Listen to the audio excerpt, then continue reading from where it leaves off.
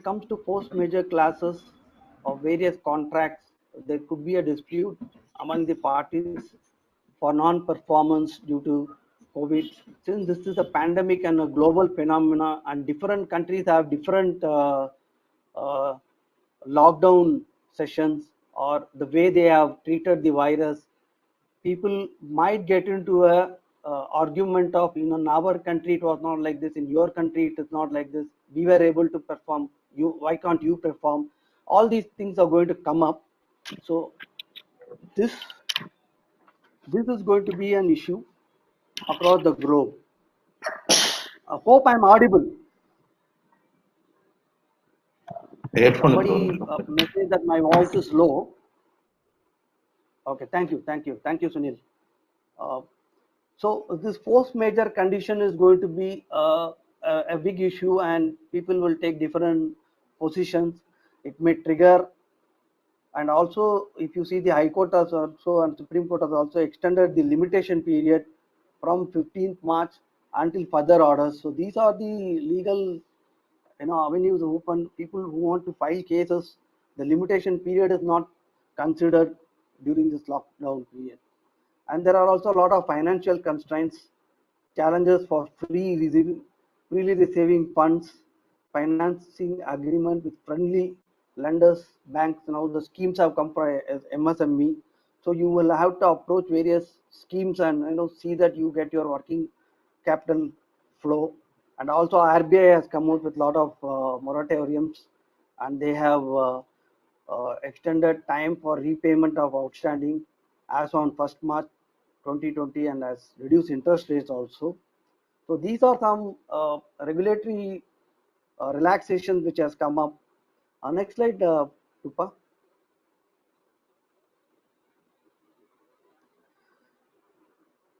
Previous one. Yeah, the MHA notification under Disaster Management Act has directed that the employer shall make payment of salaries to all the employees, including temporary staff, and not to terminate during lockdown period. So this is the debatable point which various labor professionals and corporate lawyers are thinking, and a lot of representations have been made with various courts, and there are cases pending, petitions being pending with High Court and the Supreme Court. So this is something we will take during the session. Next slide.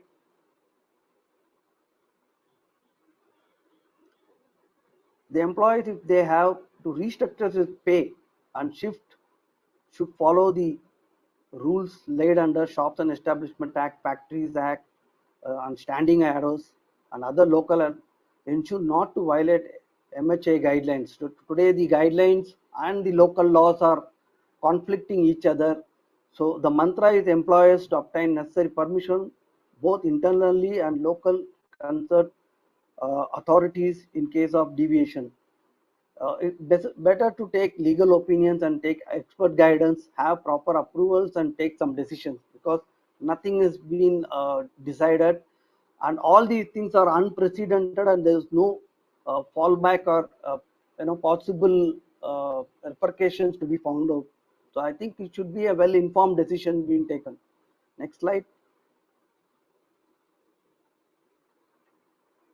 Again, there's a concern about management liability in case of positive COVID case in the factory premises. So there was a concern rise, if the employee falls, becomes positive, whether the management will be responsible. There was a clarification from the MHA on 23rd April that the employer will not be responsible for that. Next.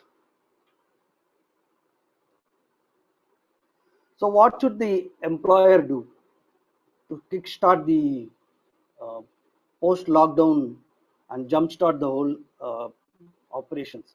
It is advisable to have an employee handbook, and we can take some declaration from the employee as to what he was doing, where he was, and how he has been, whom all he has met. Some declarations we can take. What is this prehistoric cases, his clinical situation. So this can be a guideline for the employer and the employee both to understand what they were doing during the lockdown period. And employer, the owners of registration of Arogya Setu has been now on the employer. They have to ensure that 100% this app has to be registered. Group health insurance policy with COVID-19 cover. I think the employer should be very keen on this. If it has not been renewed, please renew and pay the premium so that you don't get caught. Yes, of course, sanitization. Keep the office premises clean. Maybe you have to spend little money and sanitize the whole uh, office, the premises. So it's an investment actually. It's not an expense. And provide adequate sanitization, wash facility, ensure social distancing. That is very important, and that is the task going ahead. We will be living with this COVID-19, and we have to uh, think it is a part and parcel of our life. So no way we can think of unless the vaccine has been invented. We have to go with it, and there might be relaxation and from time to time lockouts or a circuit breaking session can happen. So we need to directly get connected with the ministry and start doing our business. So in all these cases, social distancing is going to be the challenge, and of course all other items and all we have to have invested for the smooth operations. So what we would like to impart is please adhere to the local laws and also do not violate any of the notification, because there are a lot of penal classes involved in that, because you are dealing with life, and negligence on part of the employer might cost well. So with this small introduction and context, I think we will straight away go to the next session, that is our panel discussion, where our panelists will start addressing. I have prepared some few questions on behalf of all the members, and we will also have a question and answer sessions. People can either raise their hand question or they can put it in the chat box. Myself and Prithvi will read it for the benefit of the members. So, Rupa, you can. I'll stop it. Yeah. So now, this question, the first question is to Dr. Krishna Kumar. Good morning, sir. And this question is: how should the companies prepare their business post the pandemic, and what are the key aspects that needs attention? Good morning, Dr. Om. Good morning to you all.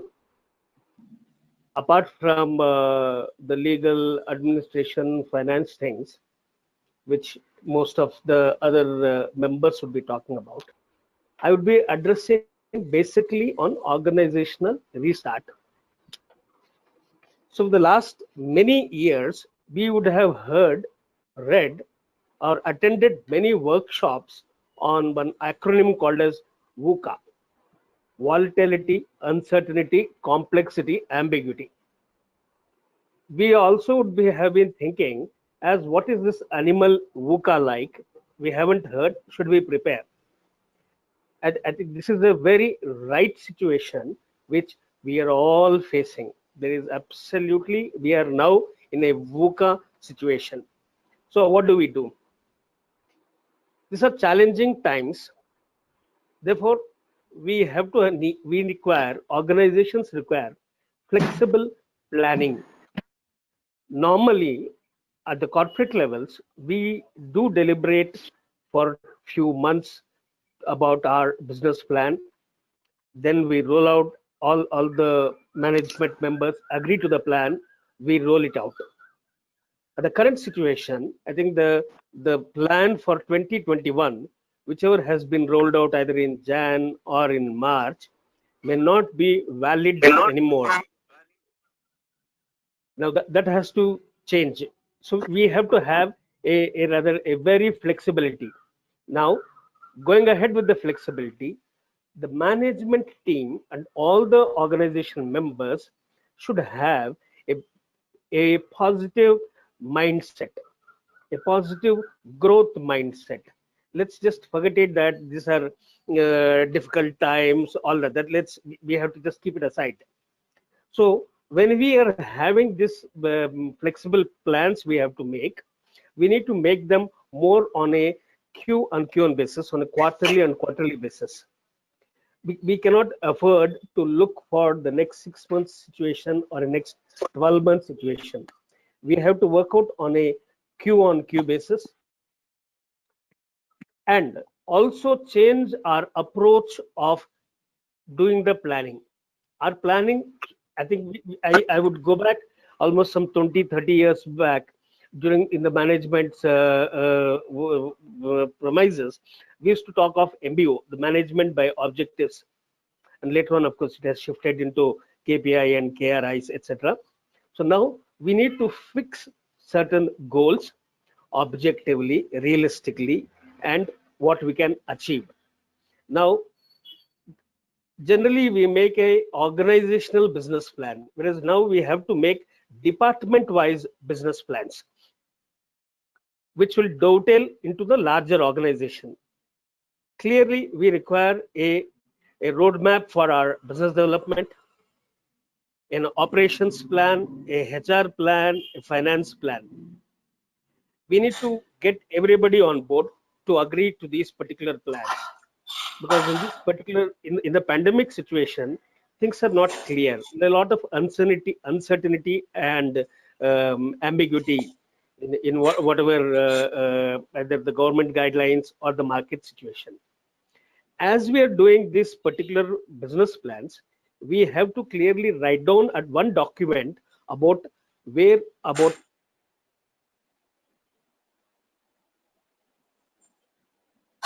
what are our current operating markets, what is the current operating market looking like. So if we are having a bundle of customers, we need to know the customers in detail. What situation are they? Are they healthy? Are those people facing any issues? Because all of that will reflect on our plan and our business. We need to go one step ahead of our customers and know our customers also. Because if for example, if we take that I am manufacturing some components for the end customer being automobile, so I give it to an intermediary company in the automobile sector, I will be knowing about the intermediary company. I need to also know whether Maruti, how is it performing, or a Honda, how is it performing. So, and we need to know up to the customer's situation, based on which we do our proper planning. Amongst all this, very clearly, you need to have a cash flow plan. Of course, we have a lot of COVID concessions being announced by yesterday, and maybe 4 o'clock today, again, we'll have our Honorable Finance Minister announcing some more concessions or aspects on finance area. So we have to have a strategy for taking those or availing those COVID concession loans without getting stuck up badly. So essentially, have a clear cash flow plan with your business plans. Have a growth mindset. Make business plans on a Q1, Q2, Q3 basis and put a larger number. All our previous plans would not be working. So we have to look at the current operating market, know our customers, know our customers' customers. Thank you. Oh, that was wonderful insight you have given, Krishna Kumar, doctor. And yeah, your plan of way of thinking and the new concept of VUCA was really insightful. And the next question I would like is to address to Mr. Bala, and this is nothing but the working capital requirement. Today all are facing this working capital. People are negotiating with the landlords. They do not have enough income to pay their statutory dues. So due to this working capital issue on account of COVID-19 lockdown, there could be delays and non-remittances of TDS, GST, etc. And how does the department going to view on this? Will they go lighter, or how is it? Will they view seriously? There are penal implications and interest portion. Though the MHA talks about waiver of interest or relaxation, how does it going to happen? Bala sir? So there are two parts to this. One is the remittance part that we have to make to the government authorities. Another is the remittances that we have to receive if we are an export oriented unit, especially if we are in SEZs or STPI or any of the exporting EOUs that we are talking about. So on the second one, where we have to receive remittances from abroad, RBI has relaxed the 9 months requirements, which they have to about 15 months. So we can receive remittances up to 15 months without, an explicit approval from RBI. That this is the circular that has been issued. On the remittances to the statutory agencies, again, there are two parts to it. The government has given some relaxation. On the GST front, for less than 5 crores, it has been relaxed, quite a bit for the 3 months which are due in March, April, and May. And for more than 5 crores, only an interest relaxation of 12 to 9%. The 12% interest rate has been reduced to 9%. But the filing of the returns, etc., have been deferred. In fact, even in the yesterday's press release, which came on the tax returns for the FY 19-20, which are due, in July, September, etc., based on various compliance due dates, those have also been relaxed, significantly to about November time frame. So while government is doing what it has to do on the relaxation, I think the doubt still remains on what happens if there is a delayed remittance. While the interest will kick in, for say 9% even on TDS remittances, will they go ahead and do some prosecution, provisions which are available in the Income Tax Act? I think my guess would be that the government would take a little lenient view on this for these 2-3 months. And not enforce penal and prosecution criminal proceedings on this, and there would be a relaxed view on this. We will wait for a circular. I think as a chamber we will represent that there should not be penal and criminal proceedings on this. But my guess is that if we have a reasonable cause to show, they should not enforce some of these penal provisions in the act. Do you think there will be any kind of a settlement scheme or a deferred payment scheme which will come up later on? Because if there's no business, I don't think people may be able to pay. So what the government would do is, I think they would so they've come up with some loan programs, right? Yesterday a 3 lakh crore kind of a loan program, collateral free loans have been given to, or being given to the MSMEs. I think they will encourage people to take loan and take care of the statutory dues, number one.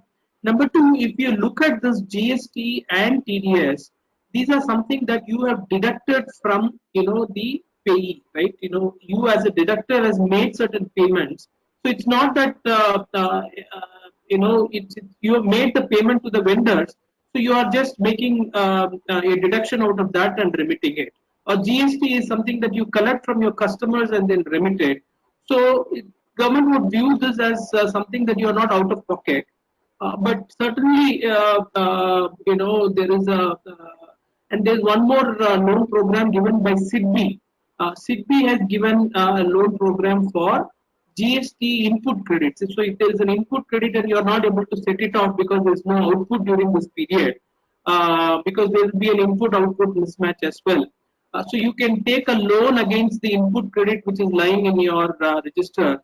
And SIDBI is willing to give a loan, taking that as a security as well. So I think the encouragement would be for the government to look at some of these credit programs and take advantage of that. And they may not give a relaxation beyond a point, is my gut feeling. But as far as criminal and penal proceedings are concerned, they may take a relaxed view on that for some. Thank you, Bala, for your good insightfulness on this. Next question is to our panelist Veena. Similarly, the contributions when it comes to PF and ESI, if there are going to be delays or non-payment, how is the labor department going to take? How do they plan? So can you address this issue, Veena? Hi, thank you so much for having me be part of this panel. I am an employment lawyer at AZB and Partners, so I will be able to take some of your questions here in terms of how employers have to manage their human resources in line with applicable employment law. In terms of your question here on compliances, is the Labor Department, are the PF authorities going to take a very strict view on compliance? My simple point here is why not? I see no reason why they will not be taking a strict action. They are giving relaxations and extensions. For example, the date for payment of March dues has been extended by the PF authorities. There are certain other relaxations in terms of ECR filing, etc., that have been put in place. So while they're going to give relaxations, unless they are exempting it in total, there is every possibility of the authorities taking action. Yesterday, our finance minister announced in the economic package. As part of that, she announced that the contributions would be reduced from 12% to 10%. So that itself is going to be some benefit. I'm not entirely sure how much of an impact it will have on industry and on the take-home salary of employees, but it gives some benefit. There have been several other, it's very simple. It goes back to whether an employer can say, I won't pay minimum wages or I won't pay social security contributions, and will the labor authorities not enforce it? I don't think there's any reason to believe that they will not enforce it. Maybe they will take a view in terms of not in terms of reduced penalties or ensuring that no one's really going to jail, taking into account the facts and circumstances in play. But I believe enforcement will be there. And there are several anecdotal reportings of authorities across the country taking action against, or if not taking action right away, at least issuing notices and asking for explanation from employers on their compliances, non-compliances, and rationales. Oh, thank you. And I think you and Bala are having similar views, but you are saying there could be enforcement issues. People may land up, labor inspectors may come, at least Yes. at a notice level. Yeah, and this is also this is not purely from a compliance perspective, right? When it comes to human resources, it also goes down to a human rights and a socialist perspective as well. Because if employers are not paying wages, we already have a huge migrant worker problem in the country. It's something that's unresolved. Migrant workers continue to struggle. There is, I know we can't really pass the buck on to employers entirely, but if there is a requirement to have employers pay wages on time, and this directive is not adhered to, then it is, I see no reason why the labor authorities will not enforce it. Dr. Krishna Kumar, in this situation of all these complexities, there are a lot of opportunities which keeps coming up. Small scale industries or any manufacturing setup, if they are able to use their machinery for some essential commodities which is required down, like making masks, making some other equipment which will be helpful to them. Would you recommend diversification or collaboration at this point of time? Okay. A change in business, basically. Thank you. Yeah, I get it. Good afternoon. So let's look at this entire situation in 2-3 different perspectives. The first question, the first aspect which we need to address or handle will be based on your current sales funnel situation. As on mid-March or even till the end of March, what was your sales funnel looking like? What was the orders on hand already? what was your work in progress, and as on 25th of March or so, you have some component, some items ready to go to be dispatched. Now you're stuck. Organizations are stuck. So it's something like the freeze what we have during our these web calls. So now how do we get out of these stuck situations? Now again I go back to my favorite subject of know your customers, KYCs, and knowing your customer situation. During the last 50 days, how much have we contacted our customers to know whether they'll be able to take the finished goods, whether they will accept the work in progress? These are few challenges. Whether the orders already they have been issued will get cancelled or not get cancelled. So my problem would be those elements. I will have a problem of inventory. Whether we say that okay, I'm going to diversify to what? So diversification not simply that I have a machinery and therefore I can diversify. I already have a huge inventory. So now the owner, the business owner, has to draw out few different scenarios and put them in different buckets. I have XYZ inventory. What do I do with this inventory? How do I convert this inventory to some sort of a revenue? How quickly can I convert it? Or can I dispose of the inventory? So that you're reducing your liabilities. Irrespective of whatever it is, we need to reduce our liabilities. Therefore, I have to attack my inventory. And let me see the particular supply chain. So now we will have all the owners will have a payment demand from the vendors. They'll be you will also be asking, raising whatever invoices you would have raised. You are seeking money from your customers, and your vendors are asking money from you. Then can you give back, return the inventory to him, and say, okay, fine, rejected or something like that? Apart from taking care of all the GST issues which will be linked to it. So now, if an organization has to look at this, can we really diversify? Diversify into what? Or let me say, if the same inventory, can I talk to other, because we know our competition, and if I know my competition and say, let me use, if I take the examples like Bala or Veena and say now they don't have the inventory, can I sell it to them? Because they have a order on hand and those orders can be executed. So can I sell it to them? Because I know my competitors. Can I, at least now is when we have to get that competitors connection. I need to do that collaboratively to know who are my competitors and tell him, boss, I have so material, or are you having so material? I am having these orders. Can you give me that particular inventory so that I convert them into revenue? So if we are not, we have to collaborate. If we have to look at actually truly into a diversification scenario or change the business model, do we diversify only during the crisis? And if this is a particular crisis, why do we diversify? What are our organizational strengths? What is our SWOT? Basically, it's not simply that I get up in the morning, either while shaving or brushing, I think I will decide that, okay, now let's talk of diversification. Diversification is not something which comes up automatically either on driving or shaving, etc.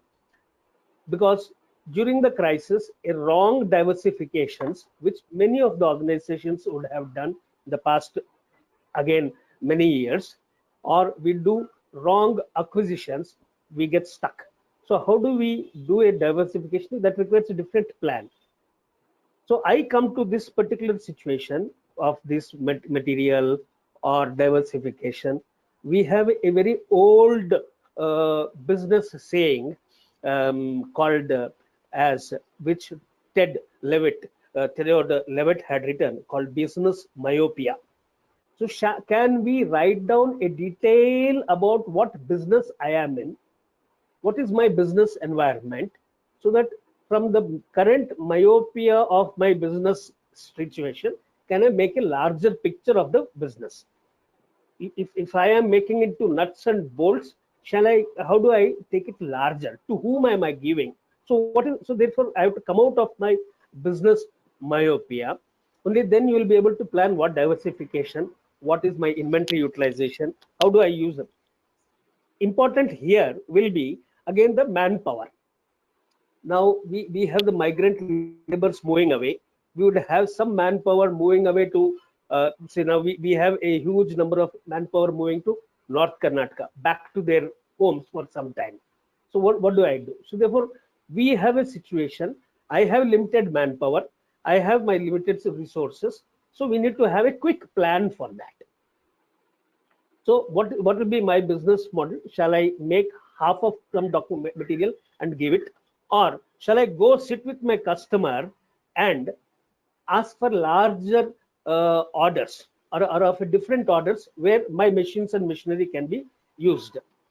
So the challenge between for the business owner is that he needs to write down all these aspects, put them in different verticals, see which will be economically viable for him for the next 6 months to 1 year, and then Thank you, move Doctor. forward. Thank you. Sure. So you are trying to say a very well informed, calculated, SWOT analyzed decision making is a process, and not to take some opportunities in this kind of a situation. Yes, you can get wrongly, it will be wrong trouble. Already you'll be in trouble, and if you don't do a proper SWOT, you'll get into bigger trouble. Sure, sure. Next question, I think Veena should be able to address. This is there are situations where people feel my employees have not worked properly. They were all the time available. Can I extend the shift hours? Can I extend the period of working? And can I improvise the salary or reduce the salary? Is it possible? Can an employee be terminated during a lockdown period for non-performance? A lot of people are working from home, and some managers have complained that this particular person is not available, is not logging in, is not logging out. So what is it? Basically the MHA notification says you have to pay. You cannot terminate. So there are employers and managers who come up and say, "Can I log in? Can I terminate?" So how do you deal with this? Okay, so the problem itself is multi-fold. There is no one simple Excuse answer. me, Rupa, I think you should mute everybody. Some noise is there. I think it's a great idea. Could everyone please put yourselves on mute, Can especially I if you request have everybody to mute yourself, please? Thank you. It's okay. We'll manage with the sound, I guess.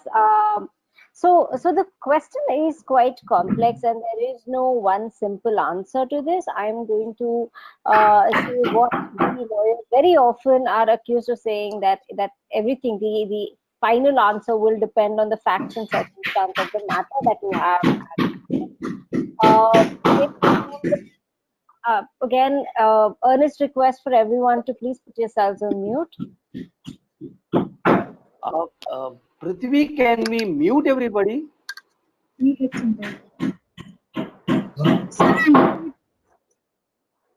All right. So, in terms of the MHA guidelines itself, there was a guideline on March 29th, which required. Hi, can you hear us? I'm here. I'm seeing messages where people are saying they can't hear.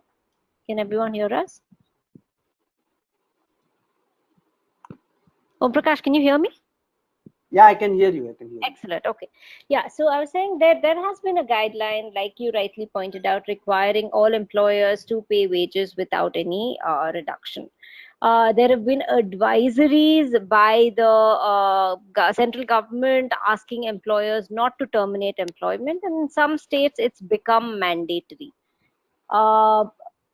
Now, this will need to be looked at from, we need to break this down into a couple of pieces. First one is, if there is a lockdown, employees cannot be coming to work. For example, it's a manufacturing establishment that is not an essential services. So employees are required to stay at home, in which case the employer has to continue paying wages. There is no option there. The second category is where you are not an essential service, but employees can work from home. You have, it's for example in the ITES sector, where you're perfectly capable of sitting at home, logging into your laptop and providing the required services. Employers will need to be aware and cognizant of some wavering of productivity, some leakage of productivity there. There has to be reasonability, and despite those parameters of reasonability, if say an employee is not working at all, if there is no if performance is significantly suffering, then you can go ahead and take action, either reduce wages or take disciplinary action or put that person on a performance improvement plan, like in an ordinary situation. But here what we will need to be mindful of is that we'll have to be really reasonable, because it's not a pre-COVID situation where we go to work and then thereafter you're completely clued out of all other responsibilities. When you're sitting at home and working from home, there could be multiple issues, including with respect to your Wi-Fi connection, your domestic chores. Most of us don't have domestic help during these times. So your pace of work and your productivity may not be 100%, and that is something that an employer would be expected to take into account. But despite that, if there is absolute incompetence or underperformance that the employer can demonstrate, then that is fine. We would be able to take action. Now, the third question that I keep getting asked is, I'm an essential service, employees are required to come, but employees are not showing up. And this could again be broken down into multiple reasons. One is if an employee has gone back to their native place because of the lockdown, because of or the scare around the coronavirus, and now the state borders are not opened up, in which case it's not really the employee's fault, and then you will not be able to terminate employment. However, if an employee can come, they are not in a containment zone, and they are choosing not to come to work, despite the employer having taken all precautionary measures under the SOPs prescribed under the Ministry of Health and Family Welfare, all health and safety requirements such as thermal testing, sanitization, all of that is being done. Despite doing all of that, despite the employee being well, if the individual is not showing up, I certainly believe the employer can take action and follow the principle of no work, no pay, no work, no pay. So what you are trying to say is the employer should have a reasonable ground and a fair justification for his action. But to tell me one thing, Veena, whether it is rightful for an employer to ask their employees during a lockdown to work from home. See, I think if you see various companies for manufacturing industries, people can't work; they have to be on site. But for IT or consulting services, for example, lawyers and all, many of them are working from home. But Right. there seems to be a kind of a disparity also here. My only question is whether he is rightful in asking to work from home.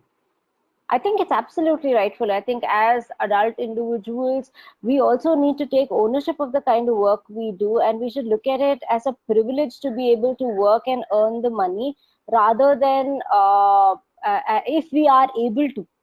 Because if the employer is mandated to pay me, if I can work to earn that payment, then I enable business continuity. Because whether we like it or not, with or without MHA guidelines or the government's directives on this, an employer cannot keep paying employees who do not work. It is not sustainable.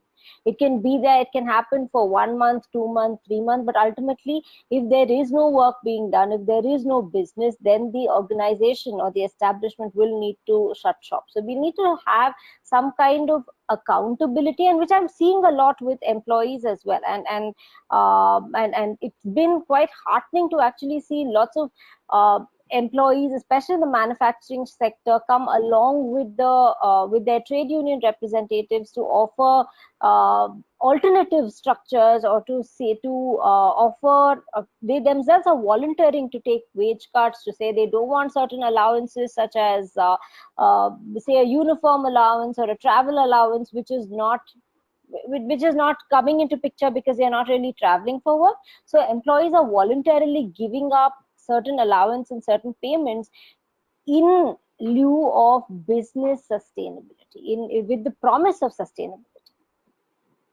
So consensual arrangement is the order of the day, where employer and employee have a consensus, and it's more of a relationship between employer and Absolutely. employee. Absolutely. So And I'm going to take up that point of disparity that you brought in. And in fact, I don't really see it in the in organizations where everyone is working from home and everyone can work from home. It happens, I see, in more in manufacturing setups where they're doing doing a 50% shift, or only super critical individuals have to come to office. And in which case employees have that sense of inequality, where they believe one set of people want to stay back at home. They're comparing themselves against the with the others who are staying back at home, and they believe they're putting themselves at more risk, which is true, which is why the employers should be compensating the ones who are actually putting themselves at an enhanced risk and going to work in this situation. yeah, here I see your point. The employers can also bring in various training program which can be done through this video conferencing, and can insist the employees to attend, because you are making an investment also. Keep them Absolutely. engaged, and if those people fail to show up there, you can take disciplinary action also. Absolutely. It's a see if you this is a job. Nobody is earning money without doing anything, and the employer can certainly use this opportunity to upskill its employees, and employees will need to cooperate with that, and they in fact need to look at it as a privilege, uh, because it's so much better than sitting at home and not learning anything. And there is a question from one of our members, that is Arun, I think. He was asking about, why should I register Arogya Setu? It has Right. security issues. It is asking for location, so I will not, register. And I, as an employer, why should I insist on my employees? This is a serious It's a issue. very fair question. It is a very fair question. I have my own concerns on this.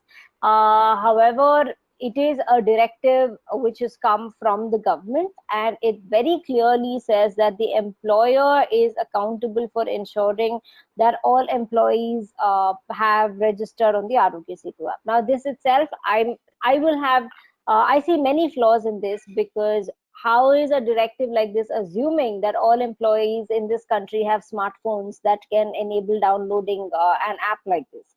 I understand there is an IVRS mechanism that has been introduced, but how many of us really understand what it is to go to dial a number, put down some information on an IVRS? I'm not really sure it's a viable and well thought through way of encouraging people to download the Arogya Setu app.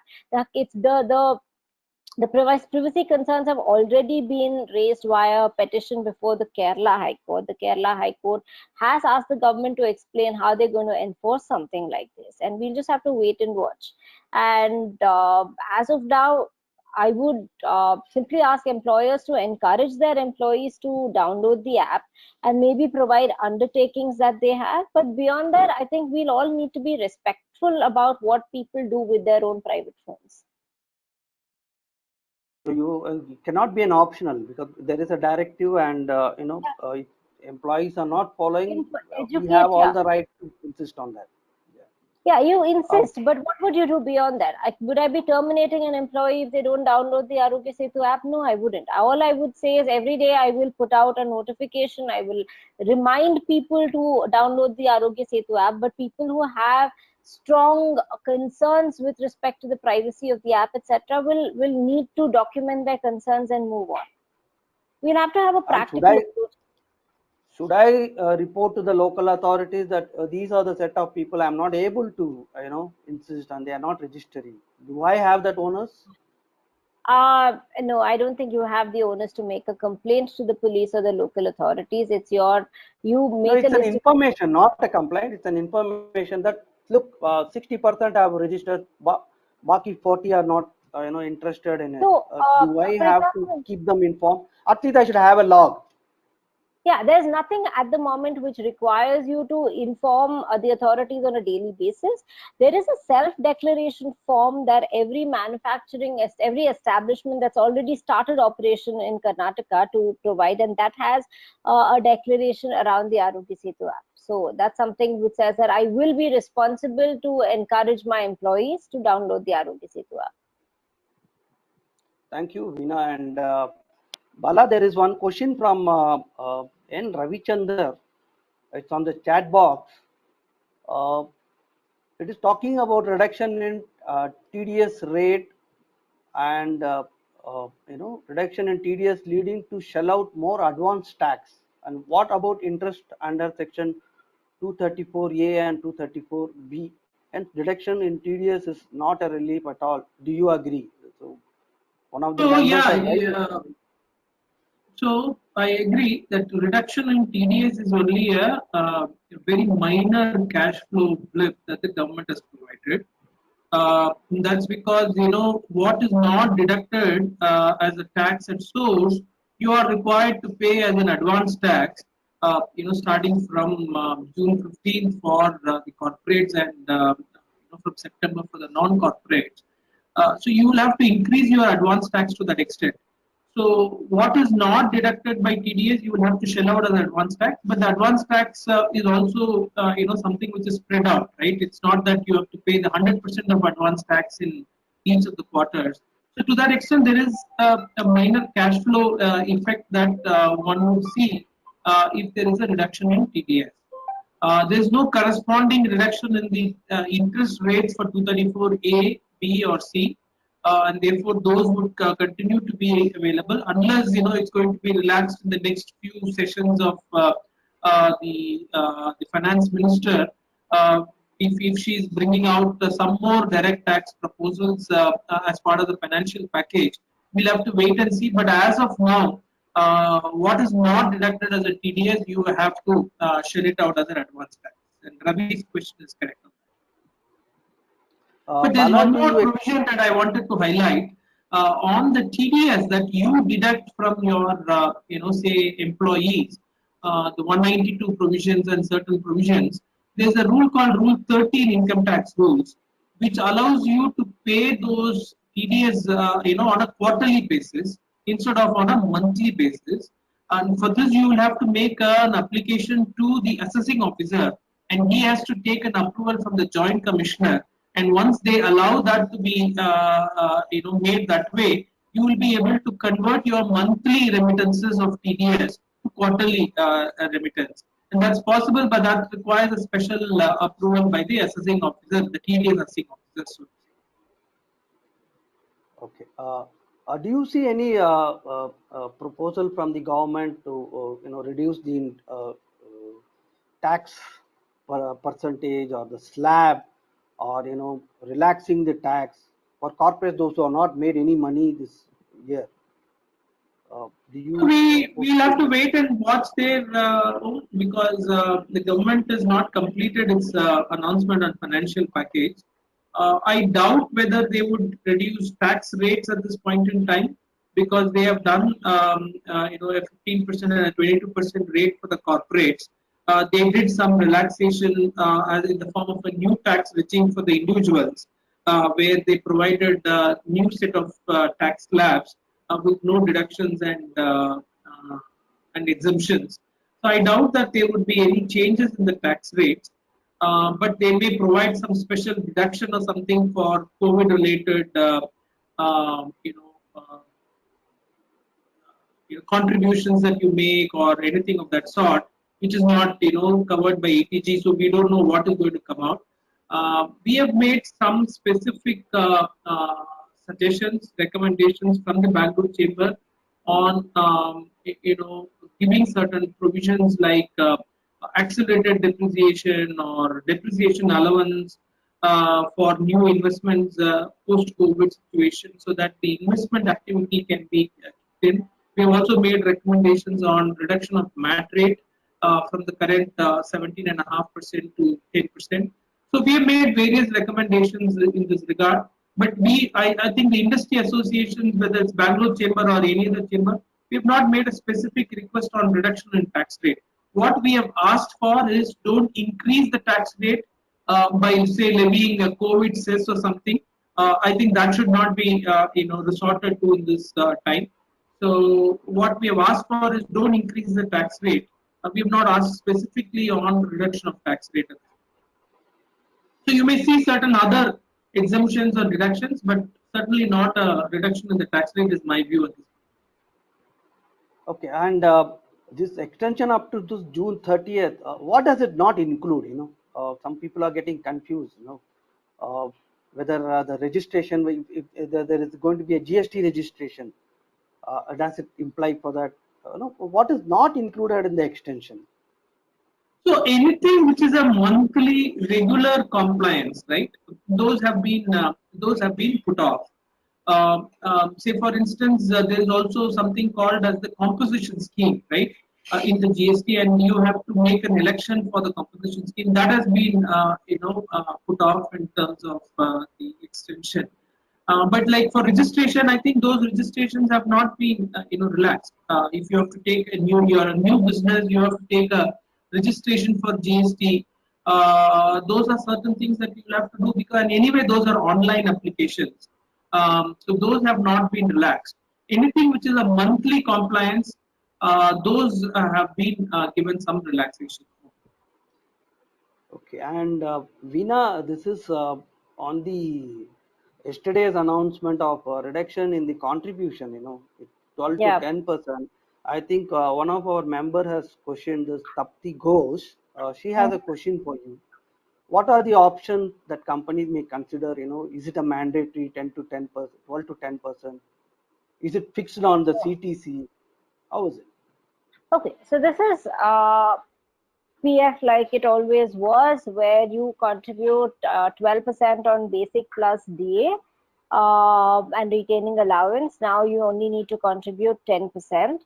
Is it compulsory or is it mandatory? We need to wait for a notification in this respect, but I assume it would be optional, because most employers would avail the option of paying only 10%, because cash flows are down and employees also want to take a larger chunk as their in-hand salaries. But if there are employers who have sufficient cash flow and they want to continue making PF contributions, that's something that is not prohibited under the law as well. So if you look at it currently, 12% is the minimum contribution that you need to make, and employers and employees can make a higher contribution if they want to.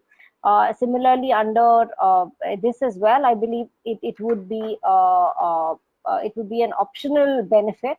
But again, we need to wait and watch for what the government has to say on this.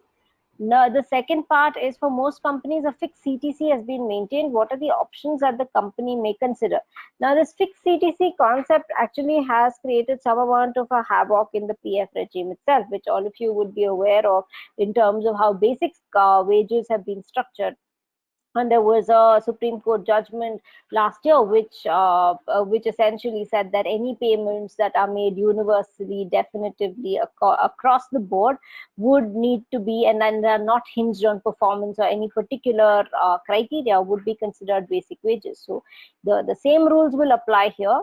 What you would be considering 12% on basic plus DA, you will only need to pay 10% on basic and DA.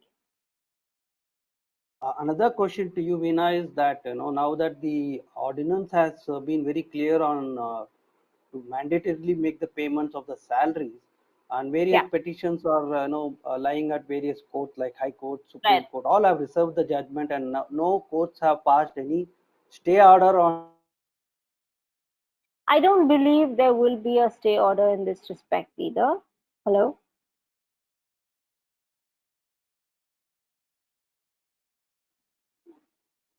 Hi, am I audible? Yeah, please go ahead. Yeah, okay. I thought the question here was around the various petitions before the Supreme Court on employers being mandated to continue paying wages and to refrain from terminating employees. one way to look at it is to look at the order date, the guidelines which were issued on 29th March holistically and link it only to migrant workers. That is one way to look at it, but that may not be the accurate way to look at it. And there are several petitions challenging this, saying it's the government's prerogative to protect individuals and citizens in the country, and employers will have to look at business sustainability at some point in time. The courts have, however, not really passed a judgment. There is the order of the Supreme Court is due tomorrow, but I don't know whether that will really come through. The way I look at it, the best way to go about with a pay reduction is in consultation with your employees, and that is actually working out really well. I was quite skeptical about saying take consent initially when we started advising on these aspects when the early in March, but now I've seen several organizations implement this in a very, very respectful, very amicable manner, where employers and employees have the sense of ownership with respect to the organization and are happy to take a pay cut. However, these things will need to be done in a strategic manner. It has to be done top down. You can't have your managing directors and chief executive officers not taking a pay cut, but your workmen being asked to take a 20-30% pay cut. So it all has to flow top down, and employees are willing to cooperate. Another very interesting model that I've seen is where employers provide long-term incentives. If employees take some kind of a pay cut or go on leave voluntarily at this point in time, and their gesture is appreciated by way of eligibility to a long-term incentive scheme where the benefits will be awarded, say, 1 year down the line. So it's a reward for the employee cooperating and being invested in the organization. So is there an order getting proposed? There's going to be an ordinance Tomorrow, which is going to come. there's no ordinance which will come on this. It's been challenged in the Supreme Court. The Supreme Court is evaluating it. They had asked the central government given the central government 2 weeks time to come up with their policy and on how they're going to enforce this aspect where they're requiring employers to pay wages. So tomorrow is the next hearing, and we'll have to wait and watch. It's sub judice. Bala, there are few questions which has come up from people, members. One is Om Prakash, there's a question for Veena also. Can I ask? yeah, please. Yeah. So this question is for Veena. What is the legal stand on pay cut and layoff for companies coming under Shops and Establishments Act, where no labor law is applicable, as salary is generally more than 25K? It does not matter. The directive of the guidelines have been issued under the Disaster Management Act, and it can be argued that the powers of the government under the Disaster Management Act are very wide, and there is a clause which says that the provisions of the Disaster Management Act shall override all other laws. So till the time the Supreme Court's decision on the practicality and the constitutionality of the directive is not settled, I think it is the guideline, especially on payment of wages, will continue whether or not you are a shop or a commercial establishment or a factory or a mine. What, however, you could do, like I just said, is if there is a cash flow crunch, there is an impact on business sustainability, etc., you could always have a conversation with your employees, with your trade unions, and I think very candidly explain that taking a 20% pay cut now would enable the organization to sustain for the next sustain through the crisis, and would enable individuals to have jobs. Otherwise, the organization will have no option but to close down. So it's about having a very real and transparent conversation with your employees. Thanks, Veena. And Bala, this is a question from Sudhakar. MSME is benefited out of this new package to start new business by an existing company. What is the benefit? What is this question is? So, what has essentially been provided in yesterday's package is collateral-free loan for the MSMEs. Uh, we don't know what is the quantum, how much would be given to each of these MSMEs, but the definition of the MSMEs have also been amended to include certain larger ones to also qualify as in the smaller brackets. Like for instance, some of them could have been a a small unit, now it can become a micro unit. So that's how the definitions have been rearranged so that they benefit out of it. For new business, essentially, I think it is not just any new business. So new business also can benefit out of this, but these are for running of the existing business. What is not able to cope up with the the COVID impact, for say payment of salaries or payment for your vendors, raw materials, the supply chain problems. I think those would get addressed in this collateral free loan. For new business where there is a new project to be evaluated, etc., I think those are not yet targeted in the financial package of yesterday. We'll have to see whether anything comes up in the next 2 or 3 phases of announcement. But the announcement is essentially for the existing business which are impacted by the COVID scenario. Okay, thank you. And there is another question by Raghavan Sampad. TDS deduction is my own money. At the end of year, I need if I required. But how this can be part of 2 lakh crore? So I agree. In a manner, to count 50,000 crores as part of the 20 lakh crore financial package may not be correct, because it's only the interest loss for the government. See, government gets TDS as a upfront payment rather than an advance tax which is faced over a period of time. So therefore, it is only an interest loss. So it will not be a we'll have to understand this. The entire 20 lakh crore is not the budgetary support that the government is going to give, right? The budgetary support is only a minor portion of the 20 lakh crore. So what the government can shell out is what will government count in its budget. 20 lakh crore is a overall financial package which the system will kind of take care. Whether it's the RBI, whether it's the bank, whether it's the the other institutions, like the employer also will get counted in that, right? So from that perspective, it is not a real benefit, but it is a cash flow rearrangement, so that people get more cash in this 3-4 months rather than getting into over a period of time. I think that's the real benefit of the TDS reduction.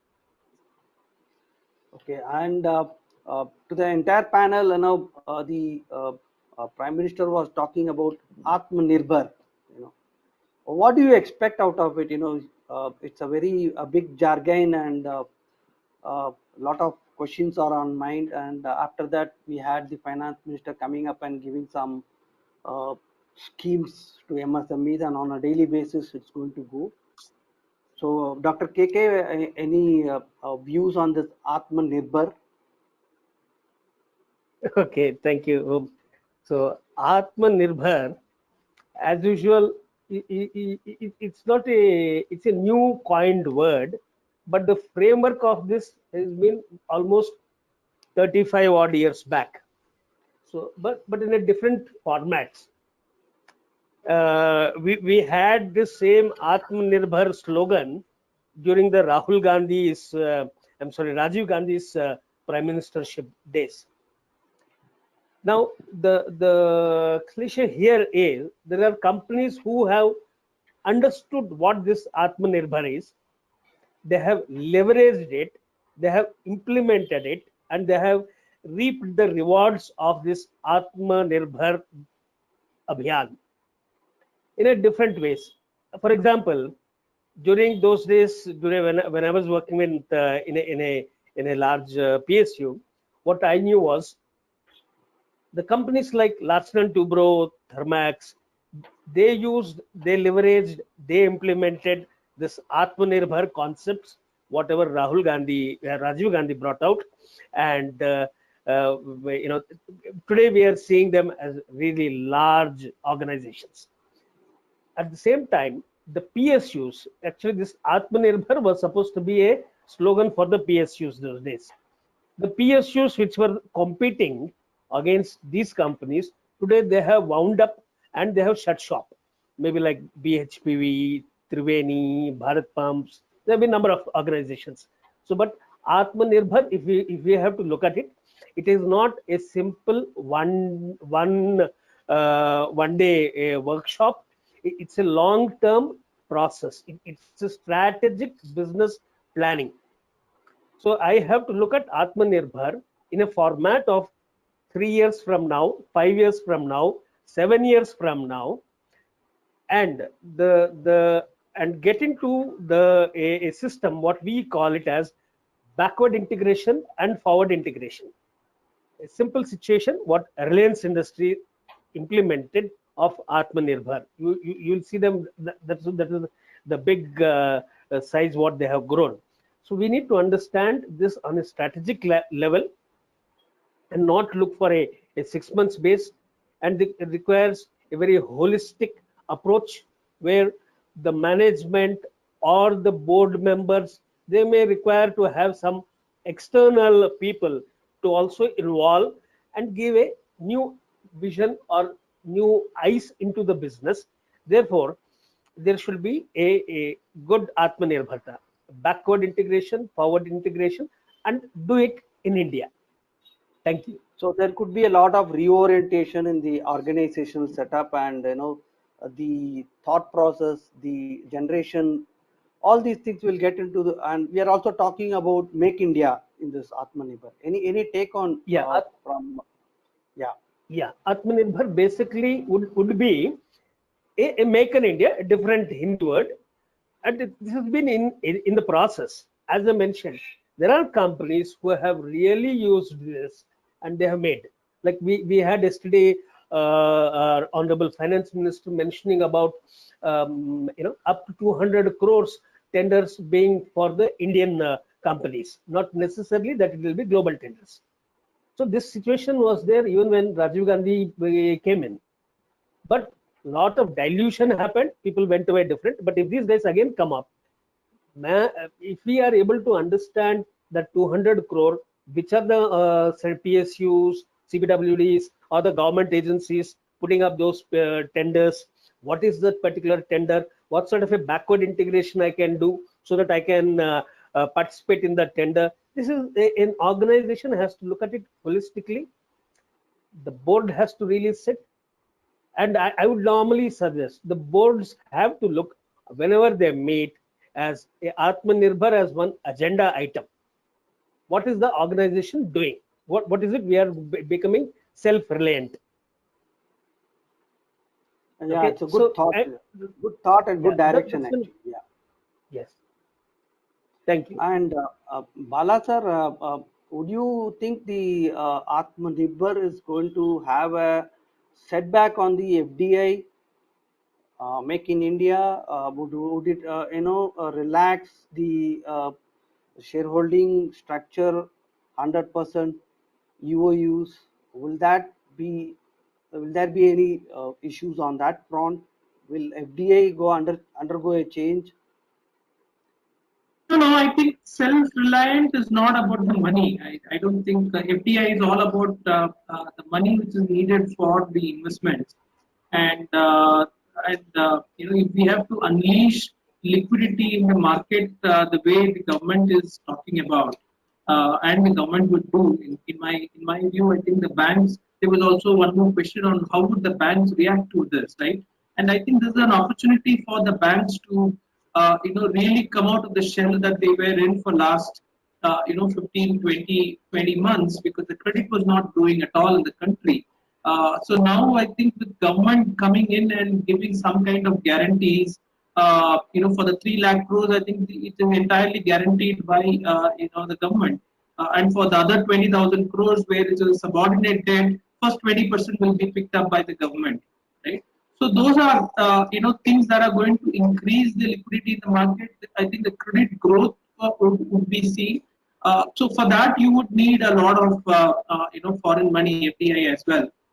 And with the interest rates falling, globally, I think so FDI is a play purely of economics. I don't think it is anything to do with self-reliance or anything. So if it is going to give them good returns by investing in India, they will invest in India. So period. I think they're not going to look at anything else. But I think what is going to be very critical is the Make in India program. If they are able to make it as a make for India, which is what a self-reliance is all about, I think there would be a marked difference. Like what Dr. KK said, it is not going to be a 6 months or a 9 months program. It's going to be a long-term program. And we all have to also keep in mind that this COVID scenario is not something which is going to repeat every now and then, right? Because this is going to be once in a lifetime. And this is an opportunity for us to reset some of the things that we couldn't have done, in a normal BAU mode, for us to look at certain businesses differently.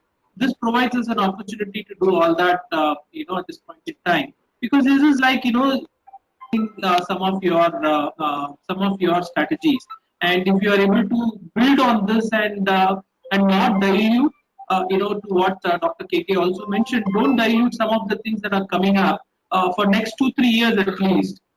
Then if the policy stability is provided, we would be able to see some of these bear fruit in the long term. Well then, we have some more questions the members have asked.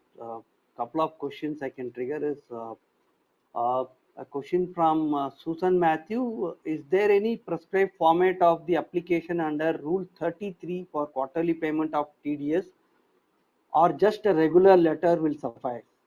Yeah, regular letter will suffice. There is no specific format. There is no form prescribed for that. There is also not a requirement to give reason why you are asking a relaxation. But generally, the officer will have to satisfy himself that by giving a relaxation of month to quarter remittance, there is a cash flow issue, etc. So this would be a genuine situation where you can request a relaxation of payment terms under the TDS. So there's no specific format. But probably, what the assessing officer can do also, he can prescribe a time limit. He can say up to March 2021, I'll allow this. After that, you may have to return to monthly remittance pattern. So those conditions can also be prescribed by the assessing officer. Okay, another question. And it's not an appealable. So if the assessing officer does not address your application, he does not dispose of the application, I don't think it is an appealable order. Okay, Bala, another question for you regarding GST. The supplier has to remit the GST before 20th of the succeeding month. In case the customer does not pay, the supplier is really out of pocket. Yeah, absolutely.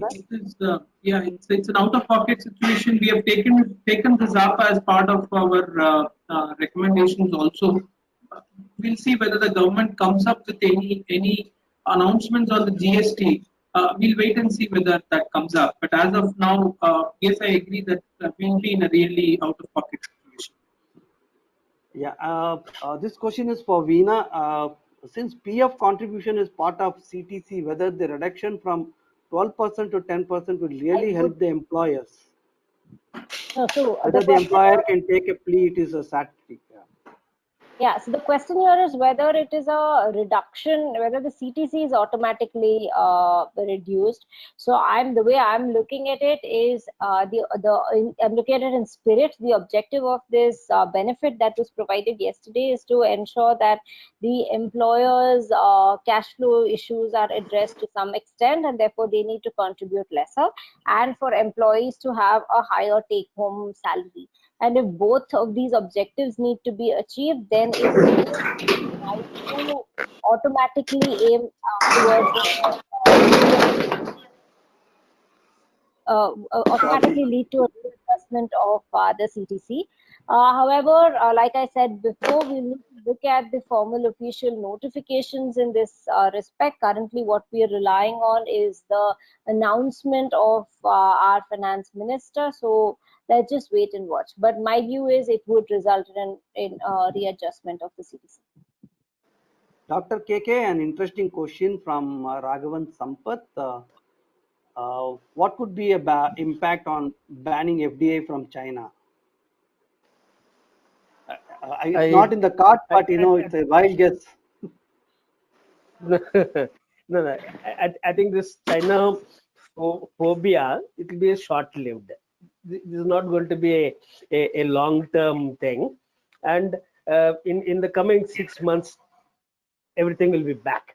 So as we again use this word Atmanirbhar, is what is it that FDI which will be used or not used?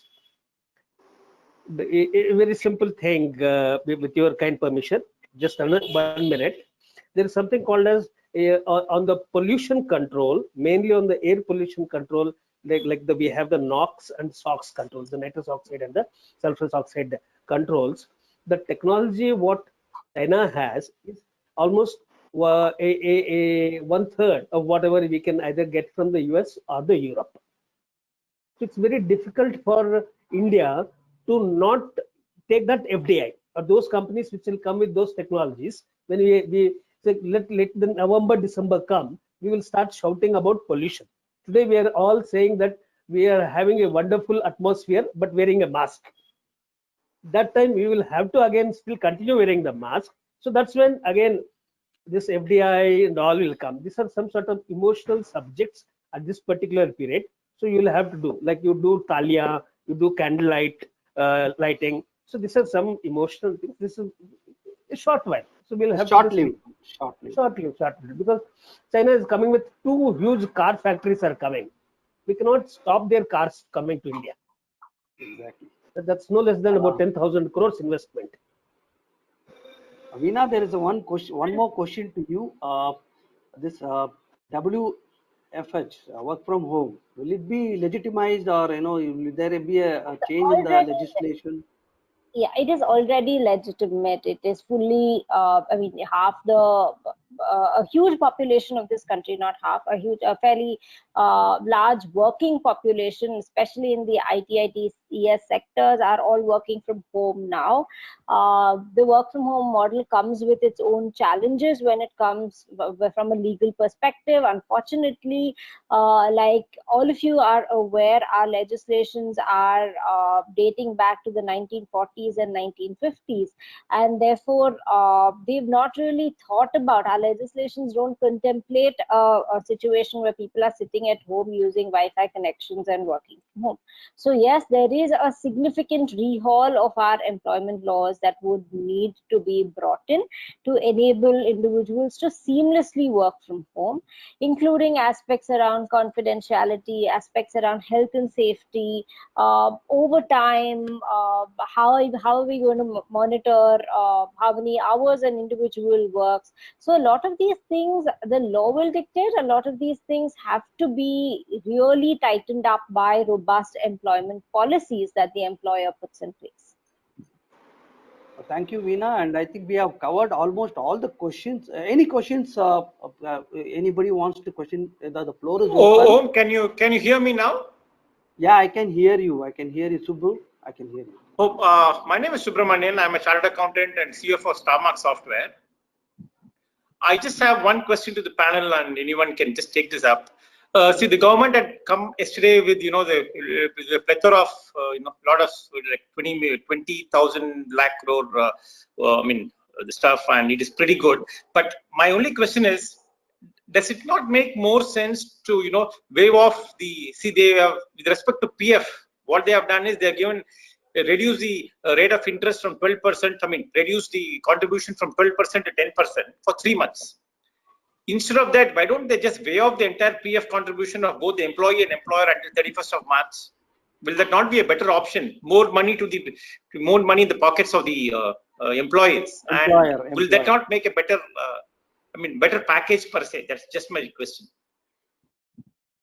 Possibly, but also the PF, the money that gets accumulated in the PF funds are used for various government investments. So I believe it's a full circle out there. Cutting off the revenue to the PF department will also have some impact, some indirect impact, which I don't really have an answer to. But I get your point. There could have been more tangible benefits provided out of that 20 lakh crore package. A lot of us are not feeling the package as something that will benefit us directly, at least in the short run. So we'll need to see how it's something that we can really make use of in the longer run at least.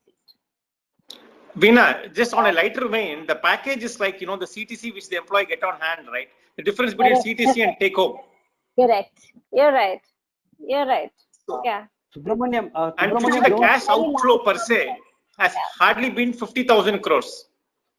Correct. All the rest are only through, bank guarantees and all those other stuffs. Like this is the one whole way of TDS. also saving. This is also one way of saving. Don't you accept that, Subramaniam?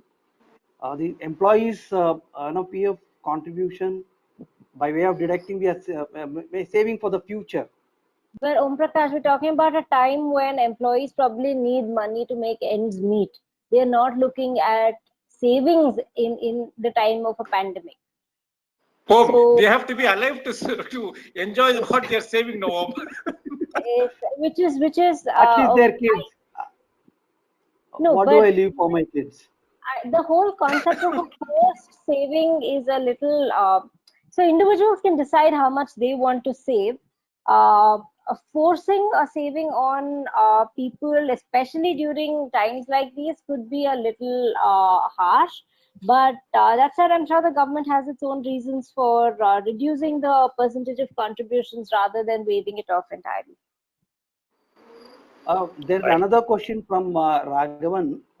This question is basically whether the employees can, say we will work from home, or even the interviews, can there be, work from home direct interviews, like I would Absolutely. prefer work from home. Would that be an Absolutely. order of the?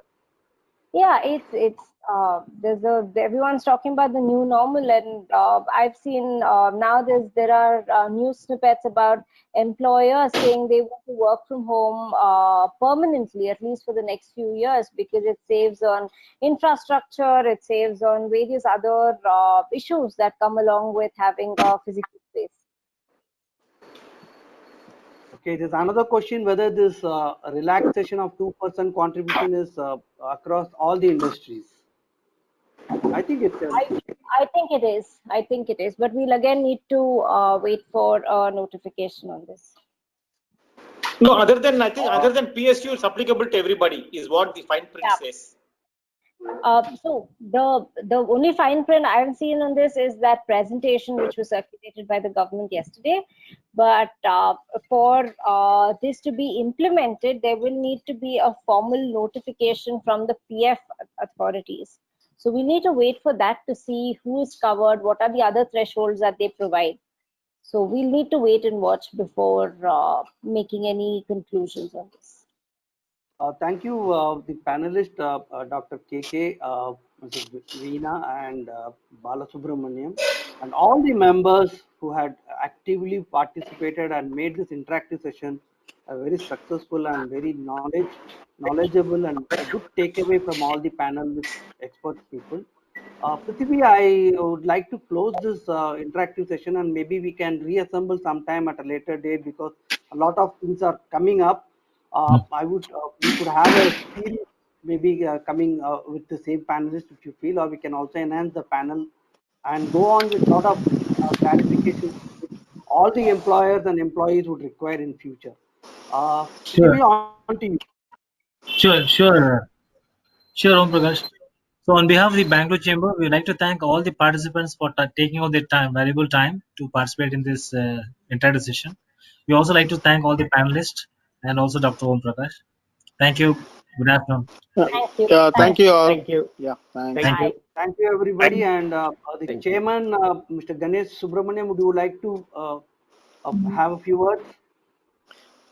Yeah, I think I thank the panelists and also a well coordinated session. I think it's been a wonderful, informative session. Thanks to all. Thank you, sir. Thank you. We will reassemble once again with a new set of panelists and also the existing set with a broader perspective. Looks like 2-3 hours is not enough is what I feel. And thanks Yeah, for 2-3 all the hours is people something. who had questions. And thanks for all the people who had valuable questions. I think we should have a questionnaire well before, and so that we can put the questions to the panelists. Thank you very much. Thanks for the time. Thank you. Thank you. Thank you. It was a very well Thank you. moderated. Thank you, Om. Very well moderated. Thank you, Raghavan.